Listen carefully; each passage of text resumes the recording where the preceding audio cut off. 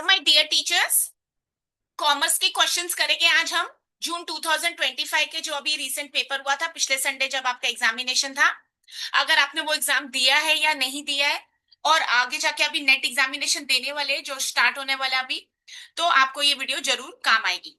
मैं कॉमर्स का पेपर मेरे पास है सेट ए, तो अगर आपके पास भी पेपर है तो आप वो ओपन करके साथ में बैठ सकते हो। और मैं हमेशा कहती हूँ कि जब भी कोई लेक्चर सुन रहे हैं आप मेरा, आप हमेशा नोटबुक अपनी डायरी बुक लेके आइए जिसमें आपने अपने नोट्स बनाए हैं। तो आज ये 51 ऑनवर्ड्स हम क्वेश्चंस करेंगे। इसके पहले मैंने आपके लिए 4-5 वीडियोस बना दिए जिसमें मैंने इसके पहले वाले क्वेश्चन सॉल्व करवाए हैं। और जैसे मुझे टाइम मिलेगा मैं पेपर वन के क्वेश्चंस भी आपके साथ कंप्लीट करूंगी। तो क्वेश्चन देख लेते हैं 51। Which one of the following is considered as a corrective method for inadequate performance. ये क्वेश्चन देख के समझ आ गया कि ये हमारे unit number 6 business management and human resource management का क्वेश्चन है। अगर आपने इसको यूजी लेवल पर पढ़ा है तो भले, जैसे अदर बीएमएस में तो ये पूरे सब्जेक्ट्स आ जाते हैं, जैसे रिक्रूटमेंट एंड सिलेक्शन एक पूरा सब्जेक्ट रहता है, परफॉर्मेंस अप्रेजल एक पूरा सब्जेक्ट रहता है। और अगर आप बीकॉम कैंडिडेट थे तो आपने इसको ह्यूमन रिसोर्स मैनेजमेंट के नाम से सेमेस्टर 6 में स्टडी की होगी। ठीक है। और अगर आपने पीजी बिजनेस मैनेजमेंट या एमबीए किया है तो भी आपको ये सारे कॉन्सेप्ट्स हमेशा से पता रहेंगे। ओके। तो देखते हैं इस क्वेश्चन को। फॉलोइंग कह रहे consider is a corrective method for inadequate performance. अगर इंप्लॉय की इनएडिक्वेट परफॉर्मेंस है, परफॉर्मेंस हमको लगता है जितना हम एक्सपेक्ट करें उतना नहीं हो पा रहा है, तो उसको हम करेक्ट कैसे कर सकते हैं? क्या कोचिंग कर सकते हैं, क्या मेंटरिंग कर सकते हैं, जॉब रोटेशन कर सकते हैं, या जॉब इंस्ट्रक्शन टेक्निक? तो पहली बात यहाँ पर है ना, जॉब रोटेशन तो बिल्कुल भी नहीं आएगा। जॉब रोटेशन क्या है वो नेक्स्ट क्वेश्चन में भी एक ऑप्शन है, तो मैं आगे जाके समझाऊंगी।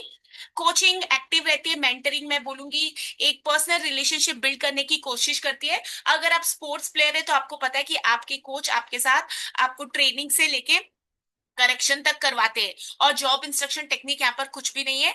तो मेरे हिसाब से आंसर होना चाहिए ए, कोचिंग। मैं बार बार कह रही हूँ ऐसे वीडियोस बनाने से पहले कि मैं सेट और नेट के आंसर की वीडियोस नहीं बनाना चाहती, इसलिए क्योंकि कभी कभी आंसर उनके हमारे से अलग होते। बट स्टिल मेरे बहुत सारे स्टूडेंट्स और बहुत सारे ऑडियंस ने मुझे बोला कि मैम, अगर आप ये सेट के आंसर की हमें हेल्प कर देते हो तो आगे हमारा नेट पेपर शायद इजी जाए।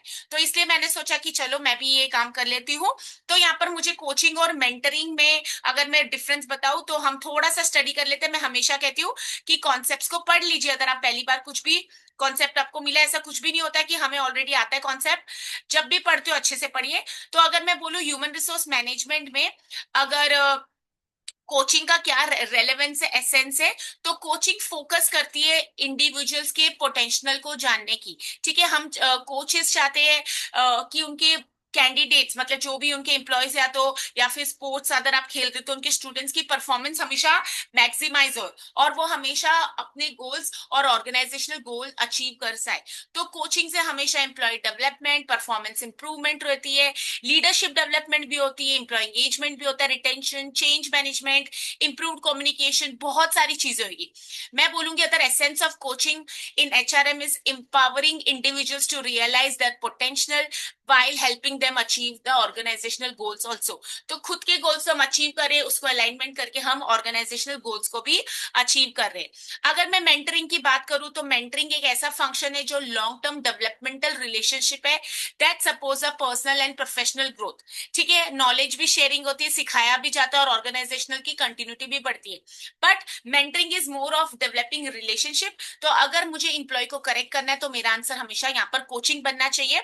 मेंटरिंग एक ऐसा एस्पेक्ट है, जैसे अगर आप देखिए कि एनईपी हो या नैक के क्राइटेरिया में मेंटर मेंटी का एक रिलेशनशिप रहता है। हम टीचर्स अपने स्टूडेंट्स को हमेशा डिस्कशन करते हैं, उनसे बातचीत करते हैं, उसको मोटिवेट करते हैं। तो that is more of developmental and it is not corrective feedback. Okay. तो यहाँ पर करियर डेवलपमेंट तो हो जाएगा, इंप्लॉय रिटेंशन, बट कौन से पर्सपेक्टिव से हो रही है वो हमको जानना है।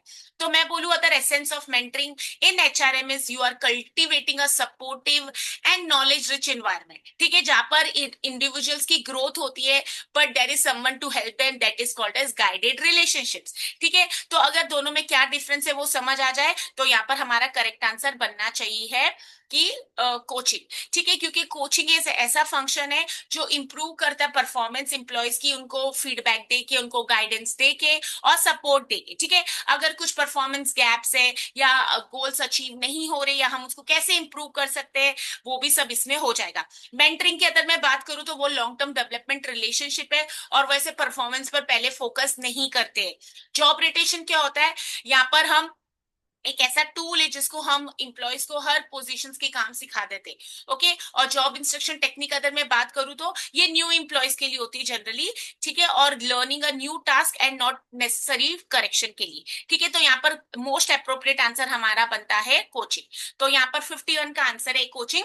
मुझे सिर्फ आपको आंसर्स देके खत्म नहीं करनी है वीडियो, मैं कोशिश कर रही हूँ जहां पर मैं आपको 4-5 कॉन्सेप्ट साथ में समझा सकूं तो समझा दूं, ठीक है। अगर आप मेरे चैनल से पहली बार जुड़ रहे हैं तो मैं हमेशा बोलती हूँ कि जब भी आप नेट सेट की प्रिपरेशन करते हैं, बेसिक से लेके क्वेश्चन पेपर में कौन से यूनिट से कौन सा क्वेश्चन आया ये पता लग जाए तो हमें समझ आ जाती कि हमारी परफॉर्मेंस कितनी बाकी है या हम कितना और मेहनत कर सकते हैं। नेक्स्ट क्वेश्चन देख लेते हैं 52। What is the uniqueness of 360 degree feedback method. अगर आपको अप्रेजल याद है तो वही सेम यहाँ पर क्वेश्चन आंसर बन जाएगा।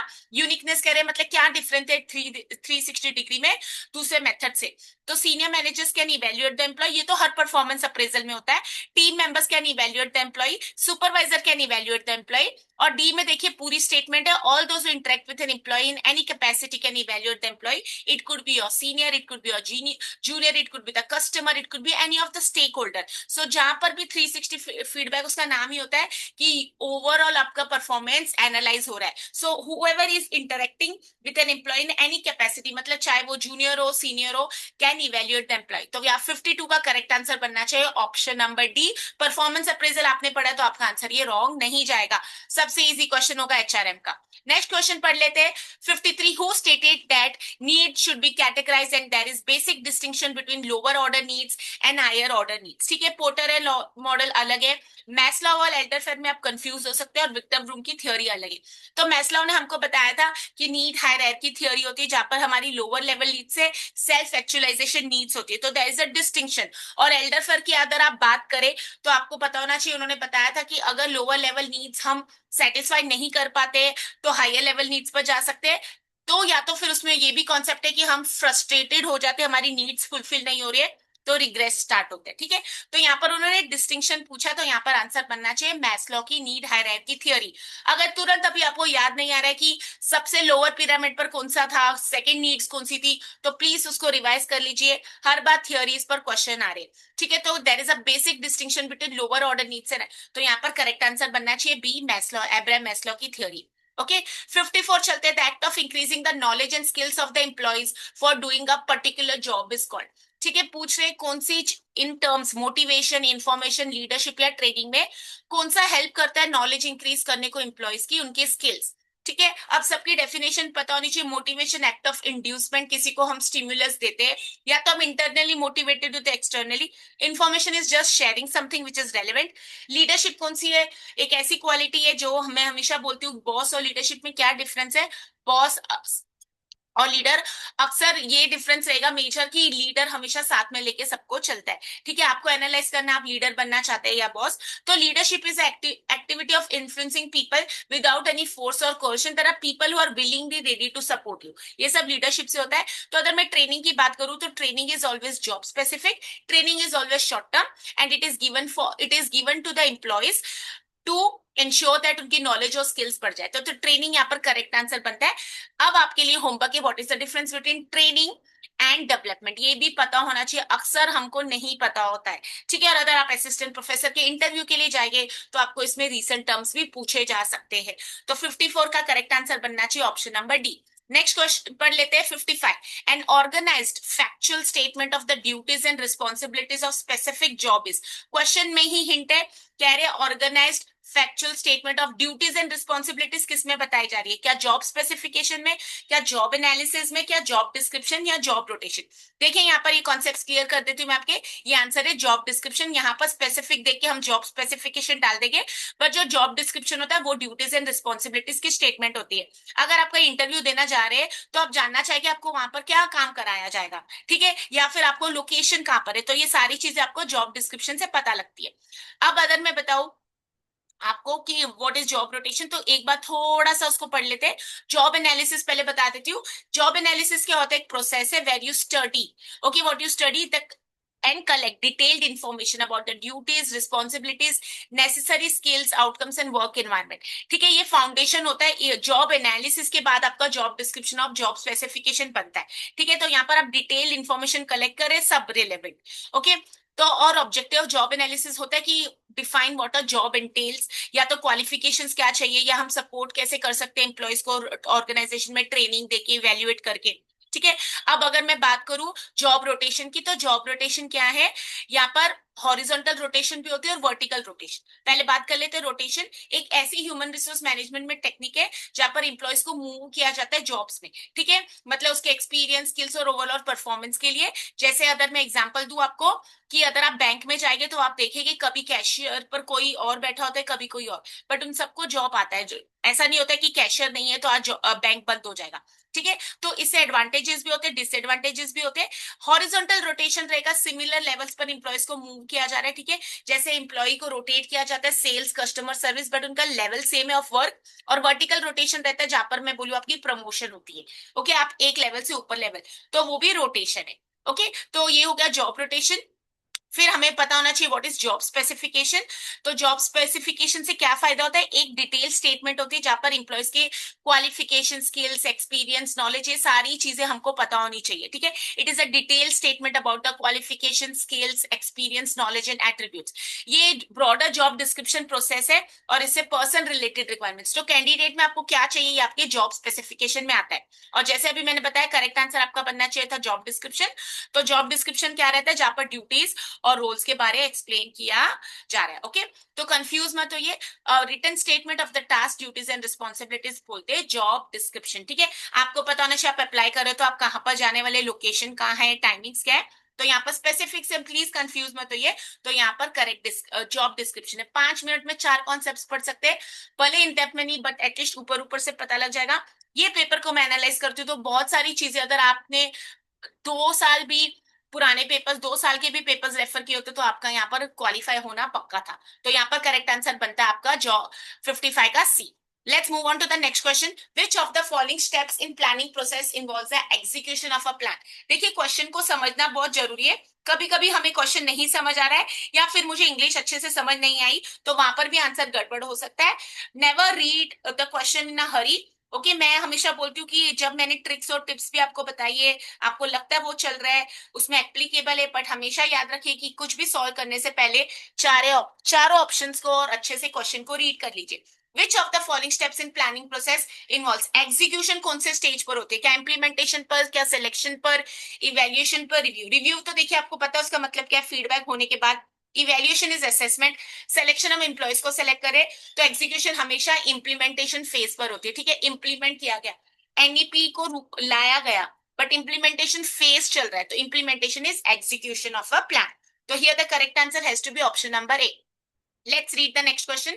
57. Which one of the following best describes a sequence of steps formed to achieve a particular objective? अगर आपको एक particular objective अचीव करना है तो उसके लिए आपको सीक्वेंस ऑफ स्टेप्स बनाने पड़ते हैं। तो क्या वो प्रोग्राम होता है, क्या वो पॉलिसीज होते हैं, क्या वो प्रोसीजर होता है, क्या रूल्स? अब देखिए, अगर हम ह्यूमन रिसोर्स मैनेजमेंट के स्टूडेंट है तो ये सारों के ना हमको मतलब पता होने चाहिए, क्योंकि यहाँ है ना, ये बहुत इंपॉर्टेंट कॉन्सेप्ट है।